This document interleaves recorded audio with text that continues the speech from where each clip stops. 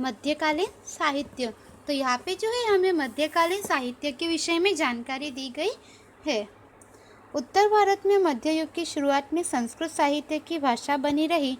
इस युग में कश्मीर में दो महान ग्रंथ लिखे गए, जिनमें पहला सोमदेव का कथा सरित सागर और दूसरा कल्हण का राजतरंगिणी यह है। तो यहाँ पे हमें बताया है कि उत्तर भारत में मध्य युग की शुरुआत में जो है संस्कृत भाषा जो थी वह साहित्य की भाषा बनी हुई थी। और इस युग में जो है कश्मीर के दो महान ग्रंथ लिखे गए थे, जिसमें पहला जो है वह सोमदेव का कथा सरित सागर था और दूसरा जो है वह कल्हण का राजतरंगिणी था। इसमें राजतरंगिणी कश्मीर के इतिहास को आलेखित करने वाला अत्यंत महत्वपूर्ण ग्रंथ है।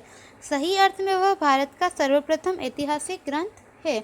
तो यहाँ पे हमें बताया गया है कि राजतरंगिणी जो था वह कश्मीर के इतिहास को जो बताने वाला यह एक अत्यंत महत्वपूर्ण ग्रंथ था, और अगर सही अर्थ में कहा जाए तो यह भारत का सर्वप्रथम ऐतिहासिक ग्रंथ माना जाता है।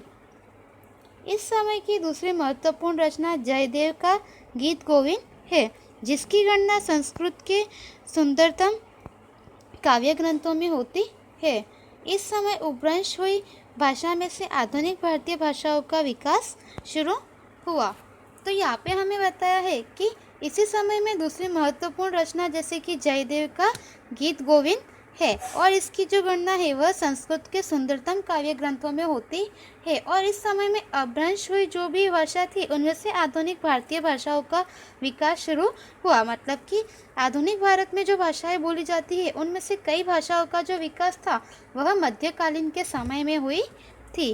कवि चंद्रबरदाई रचित पृथ्वीराज रासो हिंदी साहित्य का प्रारंभिक ग्रंथ है, जिसमें पृथ्वीराज चौहान के वीरतापूर्ण कार्यों का वर्णन किया गया है। तो यहाँ पे हमें बताया है कि कवि चंद्रबरदाई जो है वह कवि चंद्रबरदाई द्वारा रचित जो पृथ्वीराज रासो है वह हिंदी साहित्य का प्रारंभिक ग्रंथ है, जिसमें जो है पृथ्वीराज चौहान के वीरतापूर्ण जो कार्य है उसके विषय में यहाँ पे बताया गया है। इस ग्रंथ की रचना से हिंदी साहित्य जगत में वीर गाथा युग का प्रारंभ हुआ। तो यहाँ पे हमें बताया है कि यह जो पृथ्वीराज रासो था इस ग्रंथ से जो है हिंदी साहित्य जगत में जो है वीर गाथा युग का यहाँ पे आरंभ हुआ। इस समय दक्षिण भारत में संस्कृत साहित्य की अधिक अनुपात में रचना हुई, जिसमें शंकराचार्य का भाष्य मुख्य है। तो यहाँ पे हमें बताया है कि इसी समय में जो है दक्षिण भारत में भी संस्कृत साहित्य की अधिक अनुपात में रचना हुई। अधिक मात्रा में संस्कृत साहित्य के जो ग्रंथ वगैरह थे वे लिखे गए, जिसमें शंकराचार्य का जो भाष्य है वह मुख्य माना जाता है। इस समय में द्रविड़ कुल की भाषाओं का विशेष विकास हुआ। कुछ समय तक कन्नड़ साहित्य पर जैन धर्म का प्रभाव होने से कवि पंपा ने आदि पुराण की रचना की। तो यहाँ पे हमें बताया है कि इस समय में जो है द्रविड़ कुल की भाषाओं का विशेष करके यहाँ पे विकास हुआ, और कुछ समय तक कन्नड़ साहित्य पर भी जैन धर्म का प्रभाव होने से कवि पंपा ने आदि पुराण की रचना की। 16वें तीर्थंकर के जीवन चरित्र का चित्रण शांति पुराण में कवि पोन्ना ने किया। इसके अलावा रत्ना ने अजितनाथ पुराण नामक कृति की रचना की। इस युग के कवि पंपा, पोन्ना और रन्ना को प्रारंभिक कन्नड़ साहित्य की त्रिपुटी कहा जाता है। तो यहाँ पे हमें बताया है कि इस समय में जो है कन्नड़ साहित्य पर जैन धर्म का प्रभाव होने से जो कवि पंपा है उन्होंने आदि पुराण की रचना की, और 16वें तीर्थंकर के जीवन चरित्र का चित्रण शांति पुराण में जो है कवि पोन्ना ने किया। और इसके अलावा जो रत्ना कवि थे उन्होंने यहाँ पे अजितनाथ पुराण नामक कृति की रचना की। तो इस समय में जो है इस समय दौरान इस युग के कवि जो पंपा, पोन्ना और रन्ना है इन्हें प्रारंभिक कन्नड़ साहित्य की त्रिपुटी कहा जाता है। कवि कंबल ने तमिल भाषा में रामायणम की रचना की। इसके उपरांत तमिल भाषा में अन्य प्रसिद्ध साहित्य भी लिखे गए हैं। तो यहाँ पे हमें बताया है कि कवि कंबल जो है उन्होंने तमिल भाषा में रामायण की रचना की, और इसके उपरांत जो है तमिल भाषा में अन्य प्रसिद्ध साहित्य भी लिखे गए हैं। भारतीय भाषाओं का विकास और साहित्यिक कृतियों की रचना दिल्ली सल्तनत काल में तीव्र गति से हुई। हिंदी भाषा के दो स्वरूप ब्रज और खड़ी बोली का भी साहित्यिक रचनाओं में विनियोग होना लगा। तो यहाँ पे हमें पता है कि भारतीय साहित्य जो है उसका विकास और साहित्यिक कृतियाँ जो है उनकी रचना दिल्ली सल्तनत काल में जो है तीव्र गति से हो रही थी। और हिंदी भाषा में जो है दो स्वरूप ब्रज और खड़ी बोली का भी साहित्यिक रचनाओं में विनियोग होने लगा था। इन दोनों भाषाओं में अनेक भक्ति गीत लिखे गए। हिंदी और गुजराती भाषा से मिलती जुलती राजस्थानी भाषा में वीर गाथाएँ लिखी गई। तो यहाँ पे हमें बताया है कि इन दोनों भाषाओं में जो है, जो कि ब्रज भाषा और खड़ी बोली थी, इन दोनों भाषाओं में अनेक भक्ति गीत लिखे गए। और उसके बाद हिंदी और गुजराती दोनों भाषाओं से मिलती जुलती जो राजस्थानी भाषा है, उस भाषा में भी कई वीर गाथाएँ लिखी गई थी। आल्हा, उदल और बिसल देव रासो इस समय की प्रसिद्ध वीर गाथाएँ है। तो यहाँ पे हमें बताया है कि आल्हा, उदल और जो बिसल देव है, बिसल देव रासो, वह सभी जो है इस समय की प्रसिद्ध वीर गाथाएँ है। इनके अलावा अन्य आधुनिक भारतीय भाषाओं में भी साहित्य रचना का आरंभ हुआ। मुल्ला दाऊद का ग्रंथ चंदायन अवधी भाषा का सबसे प्राचीन ग्रंथ माना जाता है, जबकि प्राचीन ग्रंथों के भाष्य अभी भी संस्कृत भाषा में लिखे गए हैं। तो यहाँ पे हमें बताया है कि मुल्ला दाऊद का ग्रंथ चंदायन अवधी भाषा का सबसे प्राचीन ग्रंथ माना जाता है, जबकि प्राचीन ग्रंथों के भाष्य अभी भी संस्कृत भाषा में लिखे जाते हैं। तो संस्कृत भाषा जो है वह सबसे प्राचीन भाषा इस प्रकार से मानी जाती है।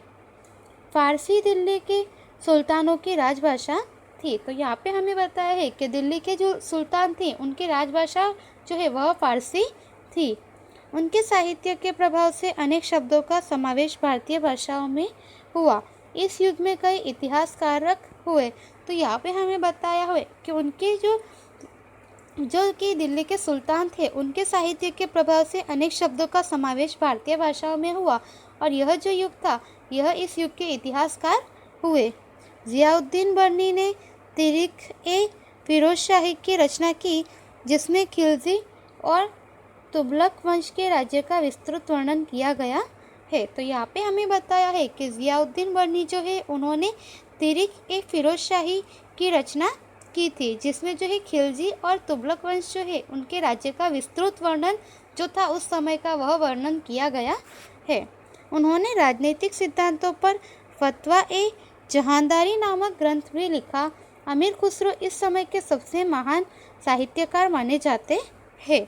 तो यहाँ पे हमें बताया है कि जो थे उन्होंने यहाँ पे ज़ियाउद्दीन बर्नी जो है उन्होंने राजनीतिक सिद्धांतों पर भी जो है यहाँ पे ग्रंथ लिखा है, जो कि फ़तवा-ए-जहांदारी के नाम से लिखा है। और अमीर खुसरो जो है वह इस समय के सबसे महान साहित्यकार माने जाते हैं।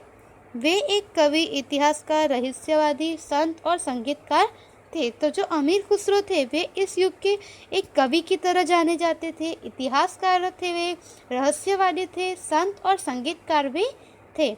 सुप्रसिद्ध हजरत निज़ामुद्दीन औलिया उनके गुरु थे। तो यहाँ पे हमें बताया है कि जो अमीर खुसरो थे उनके जो गुरु थे वे बहुत प्रसिद्ध हजरत निज़ामुद्दीन औलिया थे। उनकी महत्वपूर्ण रचनाओं में आशिका, नूर, सिपीहर और किरातुल सरदायन का समावेश होता है। तो यहाँ पे हमें बताया है कि उनकी जो प्रमुख यहाँ पे ग्रंथ थे उनमें जो है आशिका, नूर, सिपीहर, किरातुल सरदायन, इन सभी का समावेश होता है। इसके अतिरिक्त उन्होंने अनेक काव्य ग्रंथों की भी रचना की। तो यहाँ पे हमें बताया है कि इसके अतिरिक्त भी उन्होंने काफ़ी जो है काव्य ग्रंथों की रचना की। उन्हें अपने आप पर भारतीय होने का गर्व था, इसलिए वे भारत को पृथ्वी पर का स्वर्ग मानते थे। तो यहाँ पे बताया है कि वे जो थे उन्हें अपने आप को भारतीय होने का गर्व था कि वे एक भारतीय नागरिक है। तो इसलिए जो है वे भारत को पृथ्वी का स्वर्ग मानते थे। इसलिए वे भारत को पृथ्वी पर का स्वर्ग मानते थे। उन्होंने अपनी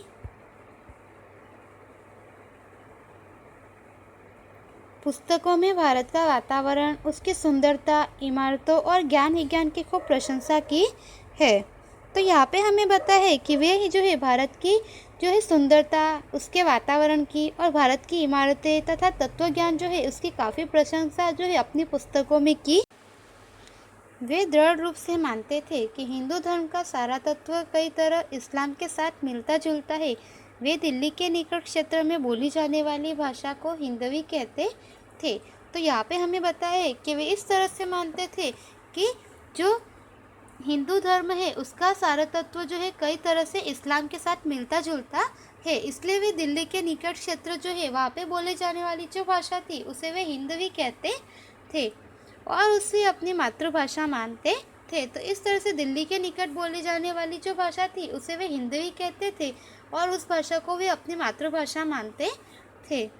इस भाषा में उन्होंने कई कविताएं लिखी है। उन्होंने हिंदी और फारसी को मिलाकर द्विभाषी चौपाई और दोहे भी लिखे हैं। उनके द्वारा शुरू की गई यह स्वस्थ परंपरा उनके बाद भी सदियों तक चलती रही। तो यहाँ पे हमें बताया है कि इस तरह से जो है उन्होंने हिंदी और फारसी भाषा को मिलाकर जो है द्विभाषी में कई चौपाई और दोहे भी लिखे हैं और उनके द्वारा शुरू की गई यह जो स्वस्थ परंपरा थी यह उनके बाद भी सदियों तक चलती रही थी।